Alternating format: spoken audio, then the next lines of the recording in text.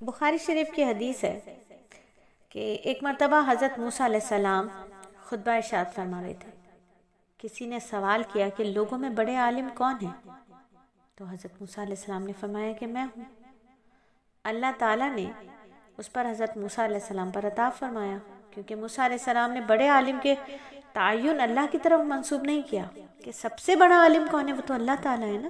تو حضرت موسیٰ نے کیا فرمایا کہ میں ہوں، بلکہ خود ہی اپنے بارے میں فرما دیا کہ میں بڑا عالم ہوں. اس پر اللہ تعالیٰ نے وحی فرمائی.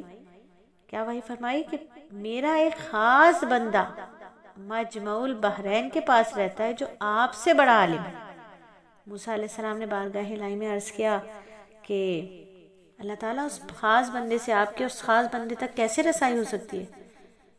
تو معلوم یہ ہوا کہ اللہ تعالیٰ نے حضرت موسیٰ علیہ السلام اللہ تعالیٰ سے حضرت موسیٰ علیہ السلام نے رہنمائی حاصل کر لی. تو جب کبھی بھی علم کا سفر ہو یا کوئی بھی زندگی کا سفر ہو، کوئی بھی چیز معلوم کرنی ہو، تو اب اس بندے سے معلوم کی جائے گی جو اس سے زیادہ سمجھدار، اس سے زیادہ تجربے کار ہوگا.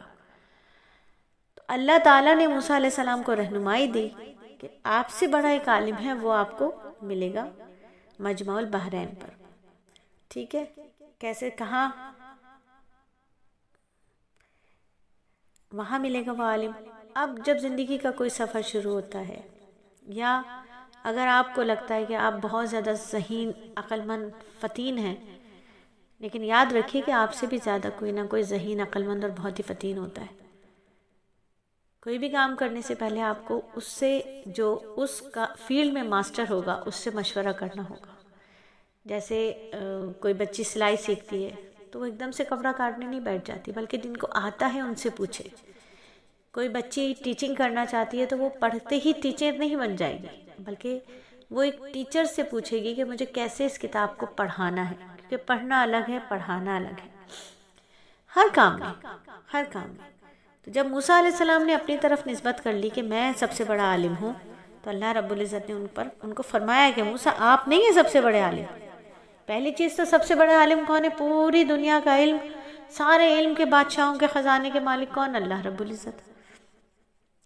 تو یہاں سکھانے والی بات اللہ نے فرما دی کہ موسیٰ آپ بڑے عالم نہیں ہیں، آپ سے بھی بڑا ایک عالم ہے ہمارا. تو پھر موسیٰ علیہ السلام نے پوچھا کہ اللہ وہ کہاں ملے گا، کیسے ملے، اس تک پہنچوں میں؟ تو اللہ نے پھر رہنمائی عطا فرما دی. تو معلوم ہوا کہ جب آپ کسی بڑے استاد کی تلاش میں ہوں تو پھر کیا کرنا ہے؟ کوئی اچھا کام سیکھنا ہے. استاد سے مراد کتاب پڑھانے والا ہی نہیں ہوتا، اے سی فریج ٹھیک کرنے والا بھی تو استاد ہوتا ہے، گاڑی ٹھیک کرنے والا بھی استاد ہوتا ہے. ہر فیلڈ میں جو بھی اپنے کام کا چیمپئن ہوتا ہے، جو بھی اپنے کام کو سکھانے والا ہوتا ہے، وہ ٹیچر ہوتا ہے، استاد ہوتا ہے.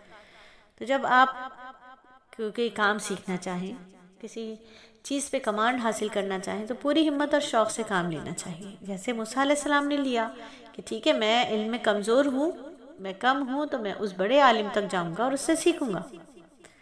تو یہ قوت ارادی جو ہوتی ہے نا، وہ ضروری ہوتی ہے. سیکھنے کی لگن، سیکھنے کا شوق ضروری ہوتا ہے.